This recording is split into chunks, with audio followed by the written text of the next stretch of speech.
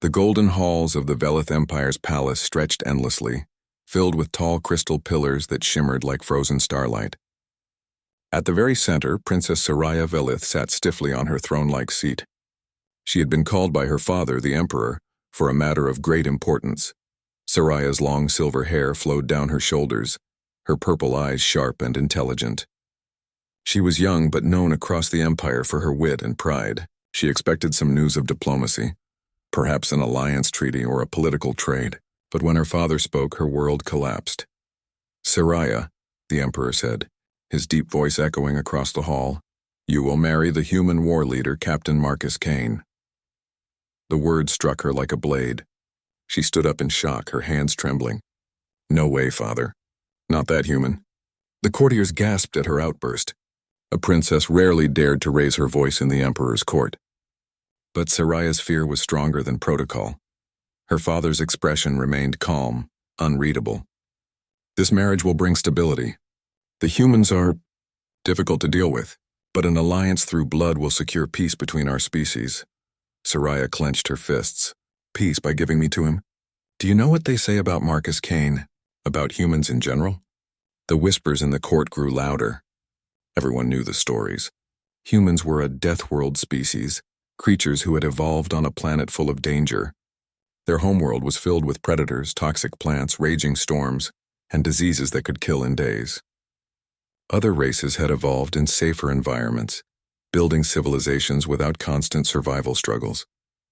But humans had been shaped by suffering, and among them Marcus Kane was the most feared. Soraya's voice shook, but she forced the words out. "He is ruthless. Entire fleets have been destroyed under his command. Even the Arkan warlords refuse to face him in battle. They call him the Iron Fang of Earth. Do you expect me to marry a monster?"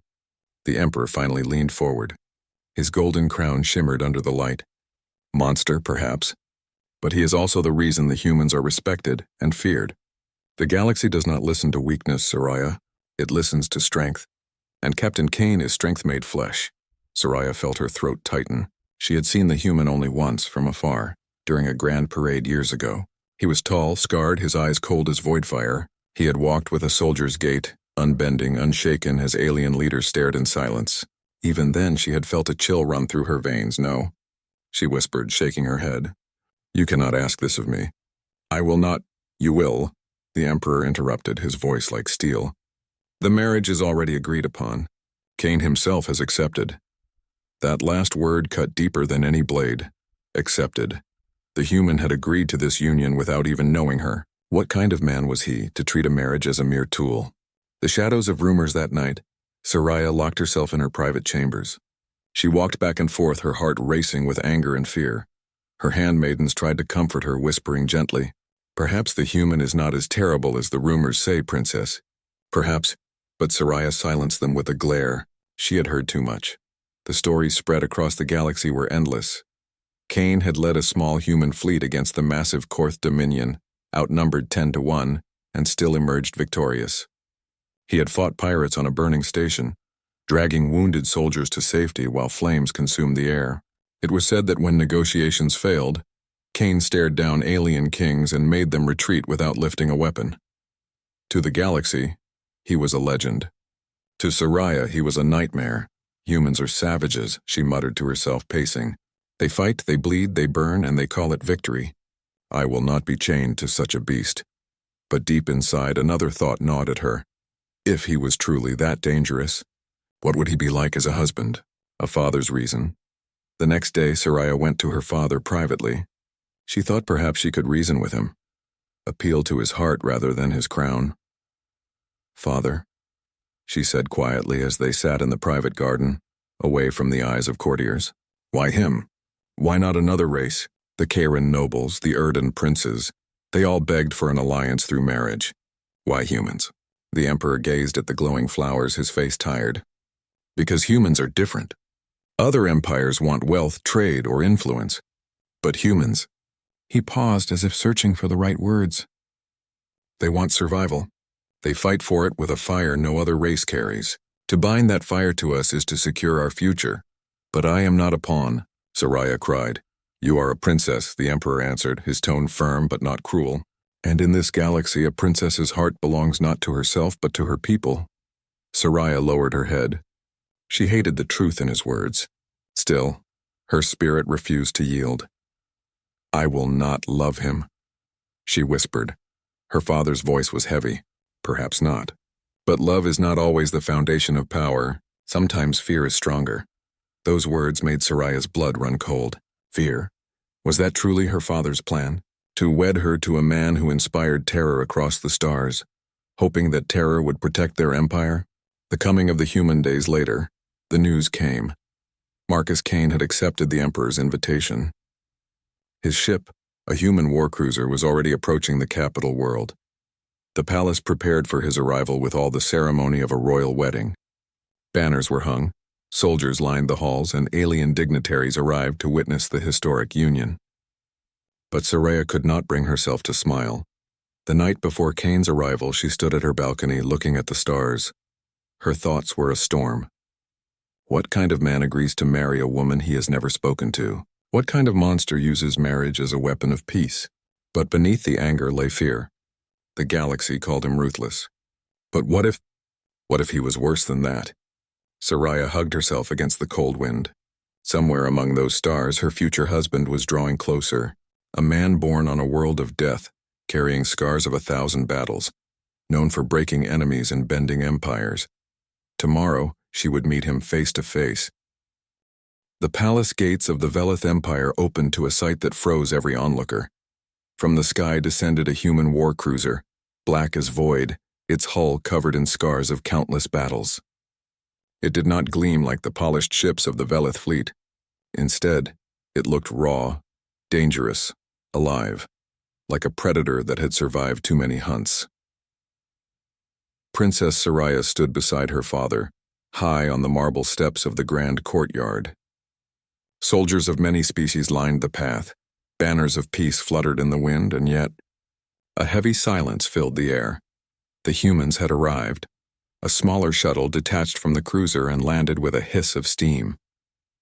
The ramp opened and out stepped Captain Marcus Kane. He was taller than Soraya remembered from the parade years ago. Broad-shouldered, wrapped in a dark uniform marked with simple silver insignias. His face bore scars, one across his cheek, another near his brow. His eyes, sharp and gray like storm clouds, swept across the alien crowd. Soldiers who had faced wars of their own shifted uncomfortably under that gaze. Soraya's heart raced. So this is the man I am to marry. He walked down the ramp with steady steps, no hesitation, no fear. Behind him, a small group of human officers followed, but none matched his presence. It was as if gravity itself bent toward him. When Kane reached the foot of the palace stairs, the Emperor raised his arms. "Welcome, Captain Marcus Kane of Earth. Today begins a bond between our peoples that will shape the future of the galaxy." Kane bowed his head slightly, just enough to show respect, but not submission. His voice, deep and firm, carried across the courtyard. "I thank you for your welcome, Emperor Velith. I did not come here for ceremony. I came for peace." Soraya stiffened. No warmth, no kindness. His words were sharp, like a soldier giving orders. Her father gestured toward her. "And this is my daughter, Princess Soraya Velith, your future wife." The moment stretched endlessly. Soraya forced herself to lift her chin, trying not to show fear. Her voice almost faltered, but she steadied it. "Captain Kane," his eyes met hers. For a second, Soraya thought she saw cold iron, merciless, unyielding. But then, just as quickly, she saw something else, calculation, restraint, perhaps even curiosity. He gave a short nod. "Princess, that was all. No compliments, no soft words, no attempt to charm. Just a simple acknowledgement, as if they were strangers meeting in a war camp."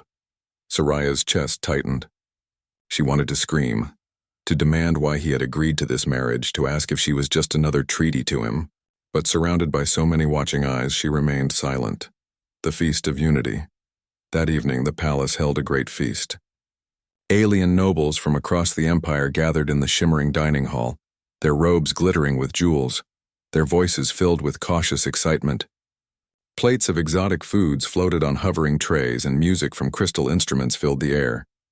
Soraya sat at the Emperor's side, Kane seated beside her. She tried not to look at him, but his presence was impossible to ignore. He ate little, drank less, and spoke rarely. While other guests praised him, probed him with questions or offered polite words, Kane answered in short, direct sentences. A Karen noble leaned forward, his insect-like antennae twitching nervously. Captain Kane, is it true you once destroyed an Arkan fleet with only a handful of ships? Kane's fork paused. His gray eyes turned toward the noble. Yes, the noble hesitated. How? Kane's expression did not change. By being faster, smarter, willing to bleed longer than they were. The noble shrank back, antennae curling in unease. Soraya felt the tension ripple through the hall. She whispered, unable to hold her tongue. You enjoy frightening them, don't you? Kane turned to her, his voice low but steady. I don't waste time with entertainment, princess.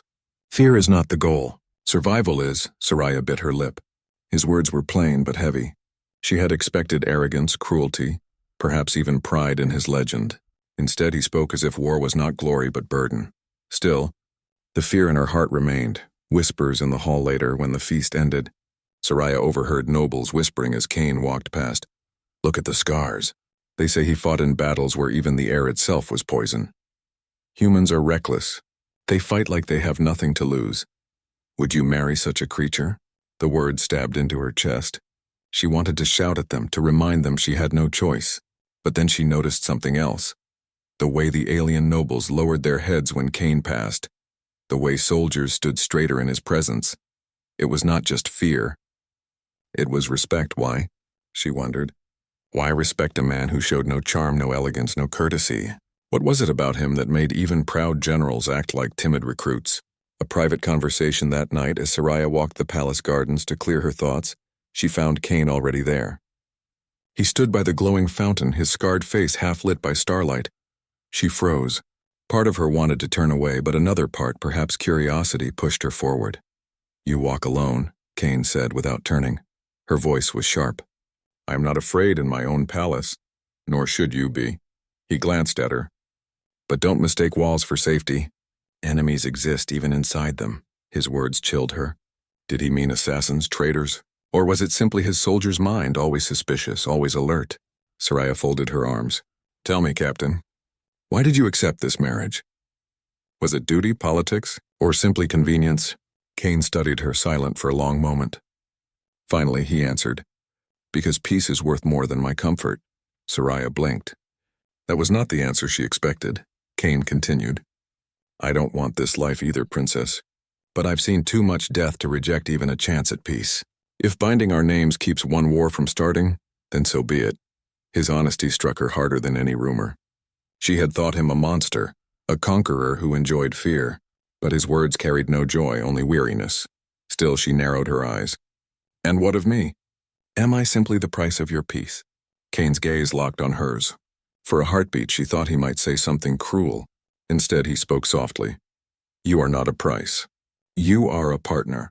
If this alliance stands, it will be because you and I make it so. Soraya's breath caught. For the first time, his voice was not cold. It was steady, but there was a hint of sincerity. She turned quickly, hiding her expression. We shall see, Captain Kane, we shall see. The princess's fear later. Alone in her chambers, Soraya sat on her bed, staring at the stars outside her window. Her mind spun. He was not what she expected. Not entirely. Yes, he was cold, blunt, frightening. But he was not arrogant, not cruel, not careless. He spoke like a man who had carried too many burdens, who saw the galaxy not as a playground of power but as a battlefield of survival. And yet, she shivered. Can I truly live beside such a man? A man who sees enemies in shadows, who has spilled rivers of blood, who speaks of peace as if it is always slipping away. Her heart was torn. Part of her still feared him deeply. Another part wondered if the galaxy had misunderstood him, just as she had. Tomorrow she would learn more. Tomorrow she would see if the Ruthless Groom was truly the monster she dreaded, or something far more complicated. For now, she whispered into the empty room, No way, Father. Not that human. Not yet. The palace was alive with celebration.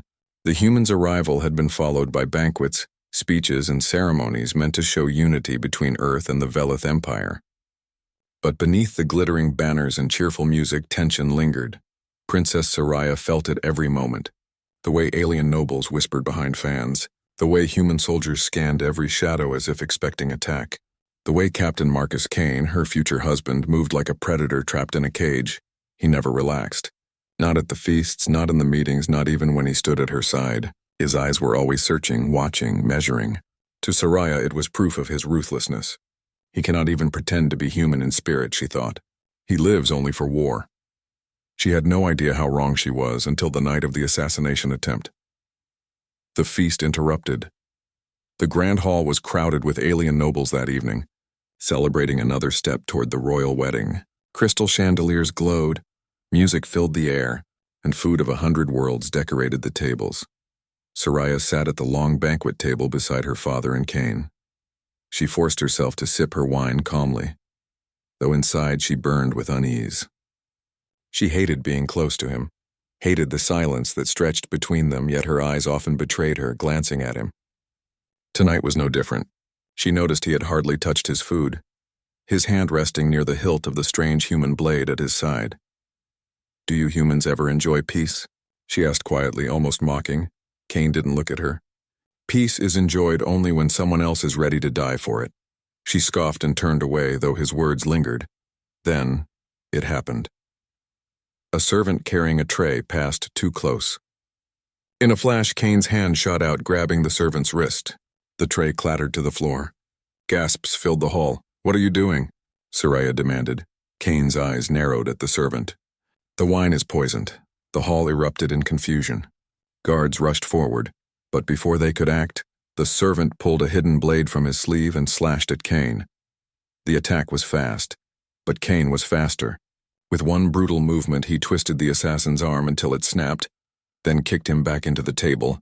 Dishes shattered, food scattered, nobles screamed. 3 more assassins leapt from the crowd, weapons drawn. Chaos exploded, ruthless protection. Soraya froze as the assassins charged toward her. For one terrifying heartbeat, she saw her death in their glowing blades. But Kane moved first. He shoved her behind him, drawing his blade in one smooth motion. His body became a wall of iron. The first assassin struck, but Kane's blade flashed, cutting through armor like paper. The alien fell screaming. The second tried to flank, but Kane twisted, catching the strike on his shoulder before driving his knife upward into the attacker's chest. Blood sprayed across the polished floor. The third raised a plasma pistol. Kane lunged, dragging Soraya down with him just as the shot burned across the air. The blast scorched the throne behind them. With a roar, Kane hurled his own knife. It flew straight and true, burying itself in the shooter's throat. Silence fell, broken only by the groans of the wounded. Kane stood slowly, breathing hard, blood dripping from his arm where the blade had cut him. He scanned the hall like a beast, checking for more predators. His eyes burned like fire. Every alien in the hall stared in shock. Many had heard stories of human ferocity, but seeing it in person was another matter. And Soraya could not move. She had just witnessed a side of him no rumor had captured. Not cruelty, not coldness, but raw, unstoppable determination. He had thrown himself between her and death without hesitation. The aftermath guards dragged the surviving assassin away, while healers rushed forward. But Kane refused treatment, waving them off. Soraya found her voice. You're bleeding." "It will close," he said simply, pressing his hand against the wound. His calmness unsettled her. How could a man so injured act as if it were nothing? Her father approached, his face pale. "Captain Kane, the Empire owes you a great debt tonight." Kane shook his head. "I did what any man would do." But Soraya knew the truth. Not every man would fight like that. Not every man would take a blade to protect a woman he hardly knew. That night, when she returned to her chambers, her thoughts would not settle. She remembered the way he moved, efficient, brutal, fearless. But also the way he shielded her, the way his first instinct had been to protect, not to kill. Ruthless, she thought. But not without reason. A conversation in the dark later. When the palace grew quiet, Soraya found herself walking the corridors. She wasn't sure why. Perhaps to clear her mind, perhaps because she knew Kane would be awake. She was right. She found him alone in the training hall, his jacket discarded, his arm freshly bandaged. He was practicing with his blade, each strike precise and controlled. "You should be resting," she said softly. He didn't stop. "Rest is for when the world is safe." "And the world is never safe." She hesitated. "Why did you protect me?" That made him pause. He lowered his blade, turning to face her. His gray eyes were calm now. no longer burning with battle fire, because you are under my protection. If you are my wife, no one will ever harm you. That is my oath." Soraya's chest tightened. She wanted to argue, to say she had not chosen him, that she did not want his oath. But the memory of his body shielding hers silenced her. "You speak as if marriage is a battlefield," she whispered. "For me, everything is a battlefield," Cain replied. His voice was not cruel, not angry, just heavy, as if he carried invisible chains. Soraya studied him in the dim light. The scars, the tired eyes, the way his hand gripped his blade as if it was part of him. This was no monster. This was a man forged by war, hardened by survival. And for the first time, she wondered if her fear of him had been wrong. The princess's realization that night. As she lay in her bed, Soraya could not sleep. The images replayed again and again. The assassins, the blood, Cain standing tall despite his wounds. He was ruthless, yes. But not the kind of ruthless she had feared. It was not cruelty. It was not hunger for power. It was a ruthless protection, a refusal to allow harm to those he claimed as his own. She whispered to herself in the darkness, Maybe he is not the monster I thought." But even as she admitted this, her heart pounded with new confusion. If he was not a monster, then what was he? The galaxy called him dangerous. Her father called him strong. But she had seen something else in him tonight, something the stories had never told. Perhaps Marcus Cain was not the ruthless groom she feared. Perhaps he was something far more terrifying. A human who would fight the entire galaxy to protect what he cared for. The palace still smelled faintly of blood. Days had passed since the assassination attempt, yet Princess Soraya could not forget it. The sight of Cain fighting like a storm, the sound of his blade cutting through armor, the weight of his body shielding hers. It returned every time she closed her eyes. The Empire had doubled its guards. Suspects were interrogated, nobles investigated, whispers chased down like shadows. But Soraya knew one truth that no one else said aloud. If not for Marcus Cain, she would already be dead. And that truth unsettled her more than any dagger. Tension before war. The assassins had not acted alone. News spread quickly. A rival empire, the Dravic Dominion, had moved fleets to the border. They claimed the marriage was a threat, a union too powerful to allow. Meetings filled the palace halls. Generals argued. Diplomats pleaded. Courtiers whispered of betrayal and fear. Soraya sat through many councils, her father beside her, while Cain often stood silent in the corner, arms crossed, listening. At last, a general slammed his fist on the table. "The Dravic seek war. If they cross the border, we cannot stop them.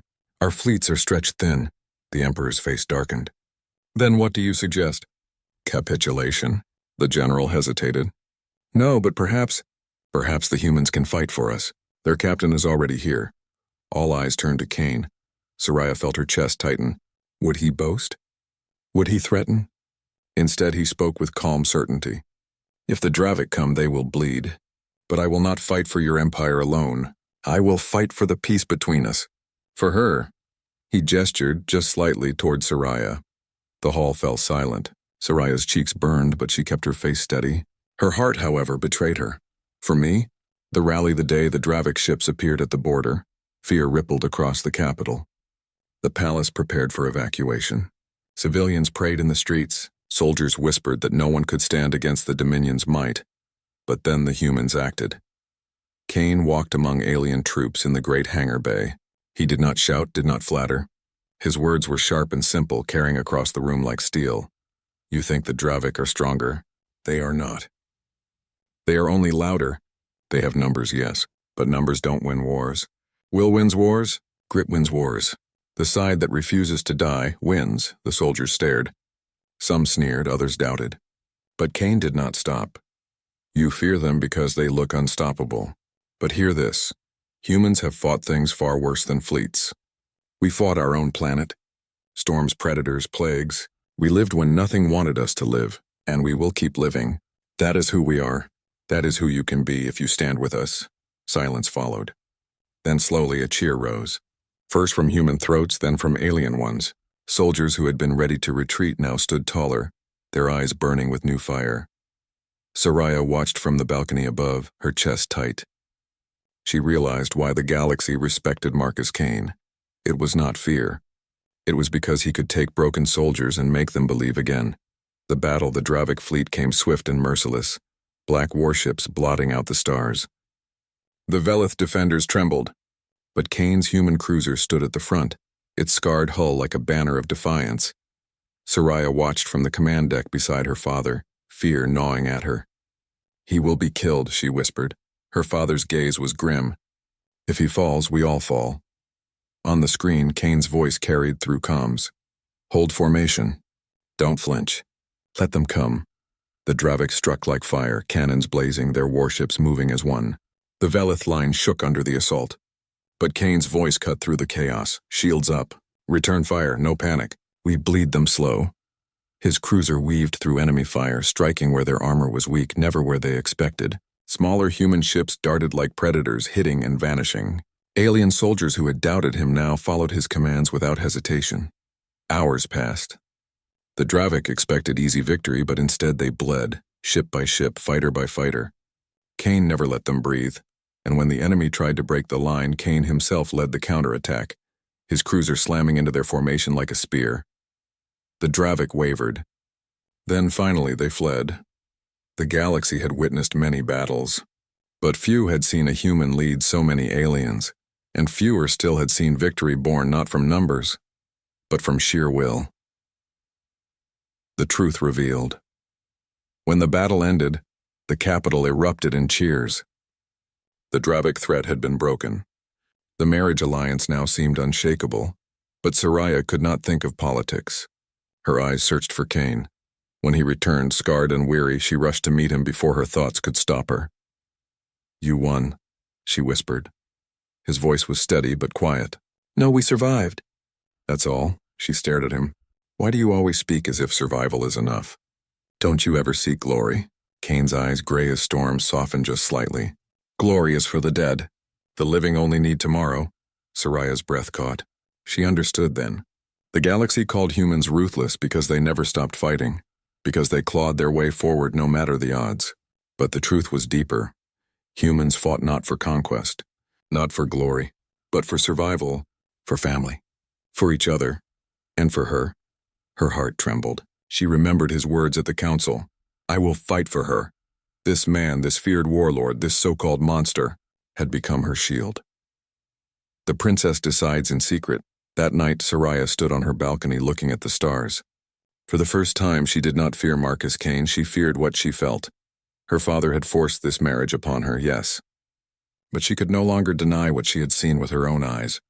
Humans were different, dangerous, yes, but their danger was not empty cruelty. It was the unbreakable fire inside them. Kane embodied that fire. And somehow, against all reason, it no longer terrified her. It drew her closer. She whispered into the night.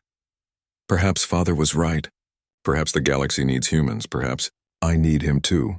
The thought both frightened and thrilled her. The turning point the next morning, the Empire celebrated. But the true turning point had already happened in Soraya's heart. When she looked at Kane now, she no longer saw only scars and cold eyes. She saw the man who had shielded her, the leader who had inspired armies, the human who had fought not for himself but for peace, and for her. The morning sun spilled across the palace gardens, turning the marble paths to gold. Birds with iridescent feathers sang softly, and the fountains sparkled in the light. Yet Princess Soraya's heart felt heavy, conflicted and strangely alive all at once. The galaxy had changed overnight. The Dravic fleet had been defeated.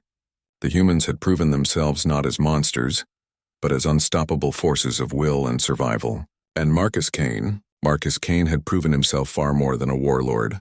He had proven he would stand between life and death for those he cared for, even for her.